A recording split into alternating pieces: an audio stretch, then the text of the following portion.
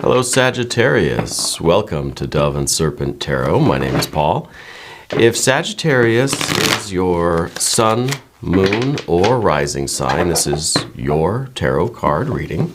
Remember to hit the like button, leave a comment, consider subscribing to the channel, especially if this reading resonates with you. If there is anything you would like me to pray over, or meditate upon, or send positive energy toward, please let me know. Now, this is going to be a general reading, so try to be open and receptive to whatever may come through during our time together. I'm merely the messenger, and I ask you to connect directly with each of these cards and use your own intuition to take you beyond the details that I might provide. And remember, Sagittarius, that the most important part of any tarot reading is you. Three of Pentacles. You're somebody that really knows the value of cooperation.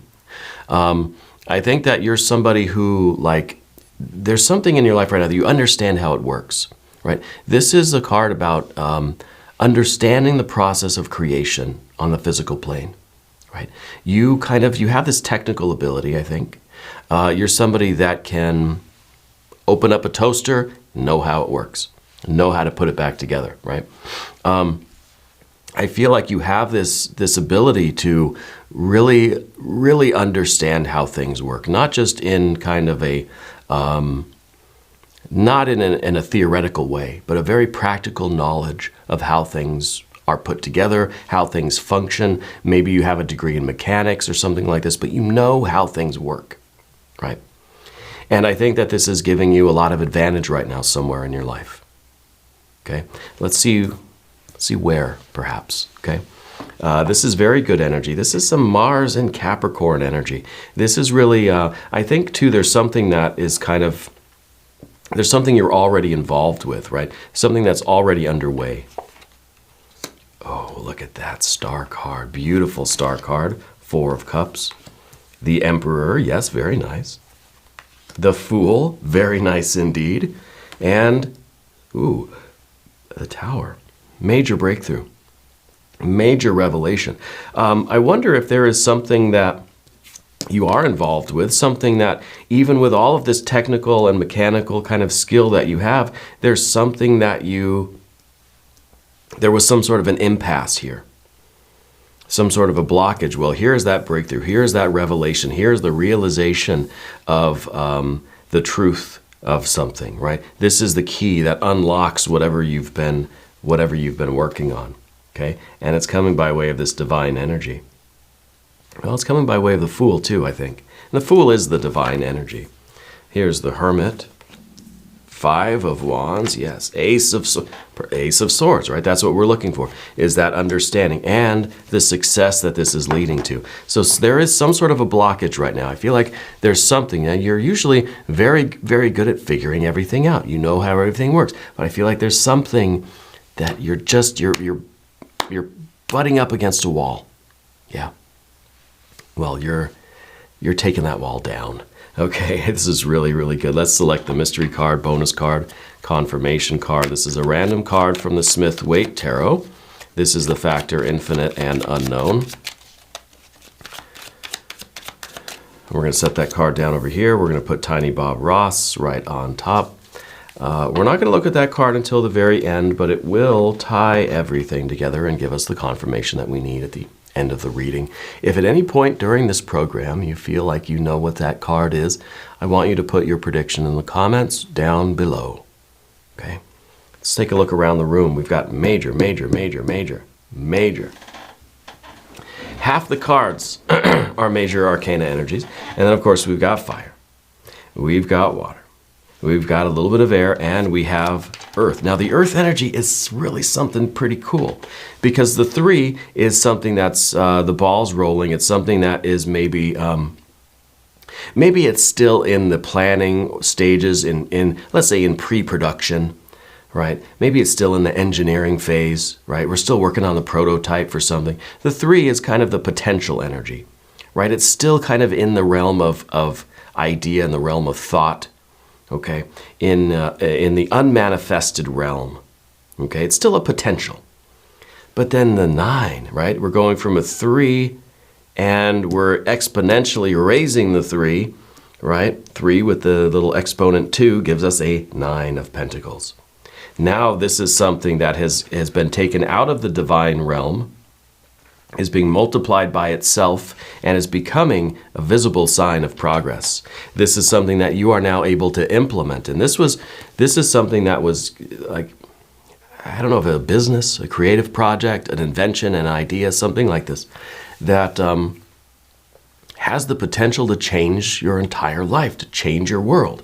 And there's just something missing. I'm just up against a wall. There's one last thing to figure out before this thing can really become manifested. This is unmanifested potential. This is manifested potential on an ongoing basis, right? It's a 9, it's a function, it's ongoing, right? It's the visible sign of progress. We can see things are happening now, right? I think you're going to be very happy. We've got the major arcana energies. We've got the Emperor, of course, the Star, the Tower, the Fool, the Hermit. We've got all of our elements too, right? Fire, the water, the air, and the earth. Now with the Star energy, this is the revelation that's coming your way. This is that spiritual insight. Now we talked about you being very good at figuring things out, that you know instinctually how things work, right? That you could look at the toaster and you can kind of see it like expanded and all the parts, and you know how it works. I think you know a lot of technical stuff, like you know how electricity works. You know thermodynamics, hydrodynamics, all these kinds of things. Very smart. There is something about this situation that has to come from the spiritual realm, and that's what's happening with this Star card. It's light coming from above. It's this dawning realization that transcends the human mind, and we've got that with the Ace of Swords too, that this is the obstacle. The obstacle is to kind of clear your mind and allow the divine light to fill your psyche, your soul, right? Your mind, your body. And it's interesting that this is the only air card we have, okay? And this is the air card that's kind of it's almost a vacuum, right? This is simplicity. This is empty-mindedness. This is no mind, never mind, right? And it's part of this Fool energy. And the Fool is either the sage or the fool. It's either wisdom or folly. The Fool is empty. Now that could be the emptiness of sagacity, or it could be the emptiness of foolishness, you know? But with this being a clear mind, this is kind of like you're not searching for that intellectual answer, that you're allowing the divine light to appear to you. You're allowing the spiritual light into you. And that revelation, that insight is coming by way of that, by way of the intuition, by way of the divine light, the divine energy, the spiritual insight, whatever you want to call it, right? It's coming from that transcendent place. So it's not something that you have to intellectually figure out. In fact, the opposite, you've got to stop trying. You've got to empty your mind. Have a clear head, and the answer will appear to you. And you will see the way forward, and we will get this thing, whatever it is, you'll get it manifested into the physical world, and you will see this ongoing progress. And I think really you're going to be very, very happy. The Four of Cups underneath everything is... we're trying not to count our chickens before they hatch. We're trying not to get too excited. We're trying not to get too happy about things. So as much as, excuse my voice too, I've been talking a lot lately. We had my daughter's birthday party over the weekend on Saturday. That's why there were no readings over the weekend. And there's a lot of singing, a lot of yelling, a lot of playing and stuff. So my voice is a little tired today. But I want to thank everybody for all of the happy birthday wishes to my daughter. She turns 4 on the 13th of June. We had her party a couple weeks earlier, so all the family can get together too, you know. And all her friends and stuff too. She had a great time. But the 4, now back to the business. The 4 of Cups is us trying not to get too excited. We're trying not to get our hopes up.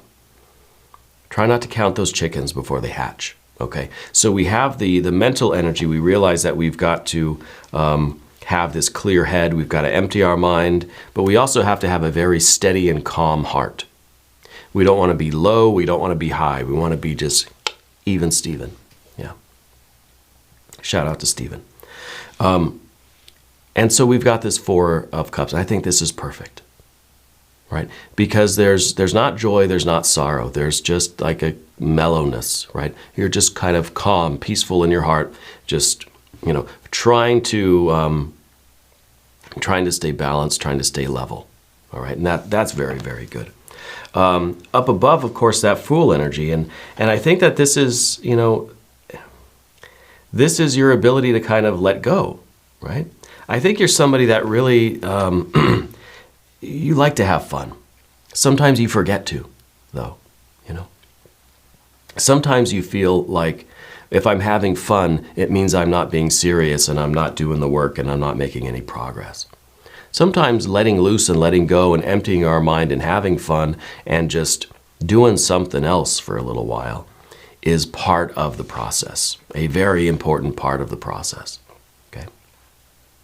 But for the Fool, sometimes we wonder if we're being ridiculous or if this is really something that's going to make a difference, So it's not really that you have doubts about yourself, but I think sometimes we have these sudden feelings of like, is this all just for nothing, or is this really kind of part of my spiritual path? This is part of my destiny, What I'd like to do for the Fool card, we haven't done this in a while, but the Fool really is this, is a card that, again, it could be the wise person, it could be the sage, or it could really just be the Fool, okay?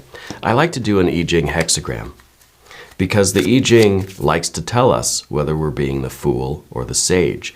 The I Ching loves to point out our wisdom and or our folly. So let's do a hexagram for that Fool card and see what insight we can gain from that. 10, treading a tiger's tail. Doing the risky business. That's what that, doing the risky business, right? It does not bite people, creating success. So you're taking a risk. And the Fool is that card that kind of takes the risk. And we wonder, this is either the dumbest thing I've ever done or the smartest thing I've ever done.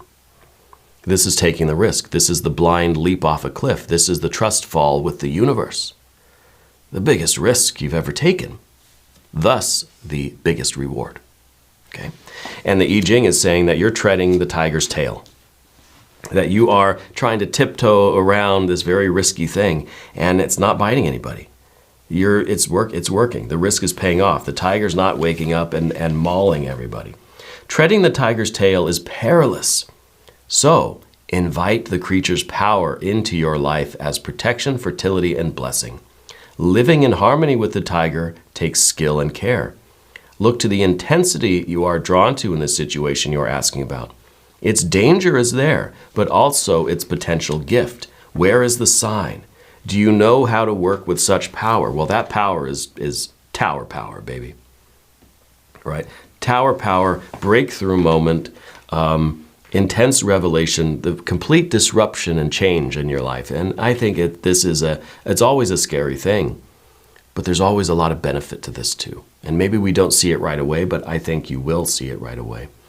This is you understanding the intense power that you're working with and knowing what you're getting yourself into.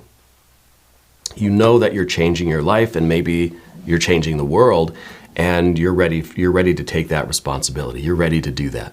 Okay? This is big. This is something really, really big. And I'm very curious about that mystery card now.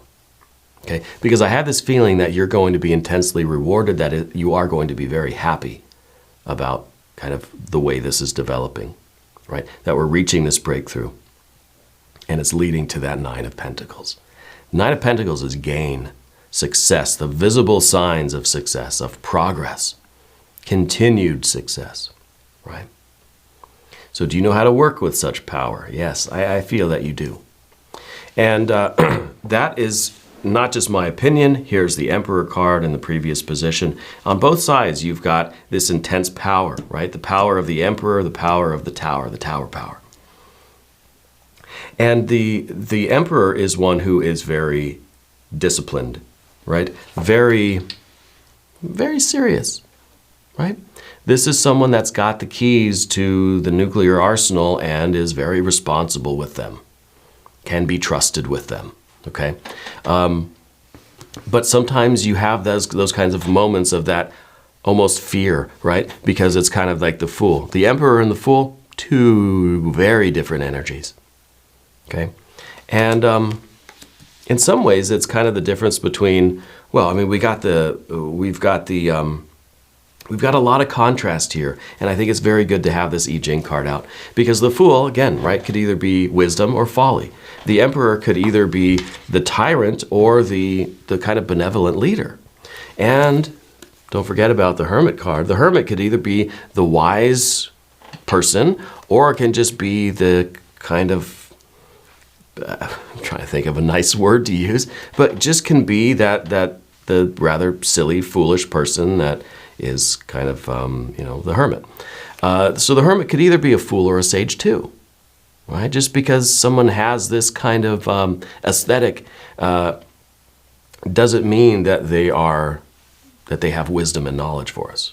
You know what I mean? I mean, that's, anyway, I can't think of a good word, a nice word to use for that card. But I think you've got the right energy here. Okay, and I think it's confirmed by that I Ching card, because this is saying that no, you're on the line between wisdom and folly, but it's going to work out in your favor. You're treading the tiger's tail, but it's not biting anybody. You're harnessing that power. It's working out, you know. And so our Emperor becomes the benevolent leader, becomes the very disciplined, very serious, very trustworthy and reliable leader that you are. Okay. So I think you've been put in charge of something. Someone has given you the keys to the kingdom, because you can be trusted with that power. You know how to wield that power responsibly, and it's not turning you into a fool, you know, or some kind of, unpredictable recluse. So where to go next? We got the Tower card. Yeah, let's talk about the Hermit down here. Because I think that you've been working on this for quite a long time. This is something that you haven't really revealed to everybody else. You know, yeah, you've been put in charge. You've been given the keys to the kingdom. You've been granted the rights to this intense power, but you're not really sharing everything with everyone.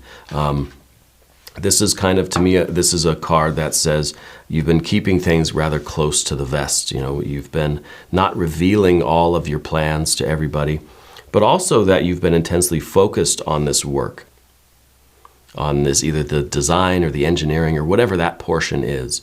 I feel like you've really devoted a lot of time in your life to it.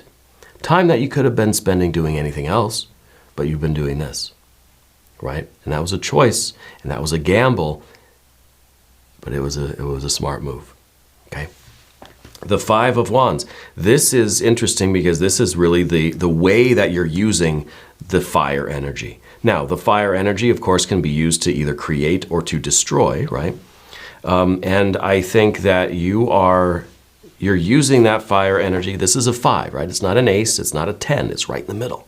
It's perfectly balanced. This is treading that fine line between wisdom and folly, between creation and destruction, yeah? And I think this is that razor's edge that you're walking, and you are doing it perfectly, okay? You're striving, you know how much gas to give the car.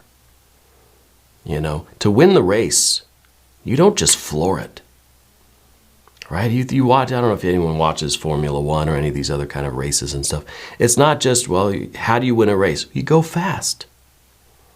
Right? Step on the gas as hard as you can, and you'll go faster than the other car. Simple. If it were that simple. You know the dynamics in your life. You know how much to push and how much to pull back. You know kind of when to speak up and assert yourself and make demands, you know, and you know when to kind of let things go and let things slide and let the energy flow on. Generally in life, this card's in the position of your environment. We're not talking about this exact project, right? But in general, in your life, you have a very wise way about you. Very, very thoughtful, and to me, it feels very instinctual. That you just kind of, you can read a situation very well. You know how much to assert and how much to kind of yield. How much to strive and when to pull back a little bit, right? The Five of Wands, really, it's about our driving force and how we're out here reaching for what we want, trying to grasp at our life and take hold of what we want and take hold of our success and of our future. But we know that it's not just brute force. We're not just out here knocking everything down and taking what we want. We're not out here pillaging the universe. Okay. That there are dynamics here, interpersonal dynamics. This is the card between you and your environment. This is how you are relating to your environment, at least in terms of this creative drive that you have, this striving that you have. You're doing it in such a way that I think is very honorable, very respectable. We talked about the Ace of Swords. That obviously is the kind of difficult part, is just kind of putting everything out of your mind. I think you have this complex network of ideas. I'm seeing even like one of those, oh gosh, what are they called? Mind maps. Do you do mind maps? I don't know if you do them on actual paper. I almost feel like you have the push pins and the little like colored thread that's connecting all these different ideas, you know? I feel like there's something like that going on with you, which is a very complex network of ideas and thoughts and mechanisms and things. I feel like simplicity is sometimes difficult for you, but that's the name of the game right now. Simple. Keep it simple, right? And of course, the Nine of Pentacles at the very end, that is stunning. That is the visible sign of progress. It's kind of like this machine is working now. And you're just going to be standing back in awe of this thing that you've created. And here it is working, doing what it's intended to do. Whatever it might be. Now, maybe we're talking something abstract. Maybe it's literally an invention that you're trying to, you're trying to get it to work. And there's just this last thing. Let's look at the mystery card, because I bet it's going to show you being very, very happy and satisfied with the outcome here. All right. I'm expecting some really, really luscious water energy. I'd like a 9 or a 10 of cups. If you have a prediction, put it in the comments. Okay. The Hierophant. The Hierophant. Fixed earth energy, the idea of a teacher or mentor, the idea of realizing that we don't know everything, realizing that the answer has to come from outside of our own minds. Interesting. There is that difficulty in you, I think, maybe I'm going out on a limb here. There's this idea that you should. And I think maybe you feel this in a interesting way. Whoops, I'm knocking everything over because I don't want to say what I'm about to say. Sometimes you feel as if you should have all the answers, right? And so it's hard for you to admit maybe that I don't know the answer here and I've got to seek it out. I've got to ask Spirit. I've got to ask the universe. I've got to not think my mind knows everything. That's why that Ace of Swords is in the position of the difficulty for you. It's hard for you to empty your mind. It's hard for you to not ask and answer the question. You do know just about everything and about how everything. We started this whole reading with you understanding how things work. It's hard for you to admit when you don't. And when we have to seek outside for that, when we have to empty our mind and let the answer come in, even though it's coming from the universe, it's coming from the divine light, from the intuition, it's coming from yourself, ultimately, your higher self, right? Hierophant. But it's still difficult for the mind itself, for the intellect and ego, to release that kind of, that belief in itself. Okay? It's not you as an essential spiritual being, but it's just that part of our mind, part of our intellect and ego that holds on to that kind of I know everything, or I should know everything kind of energy. We've got to let that go. Okay?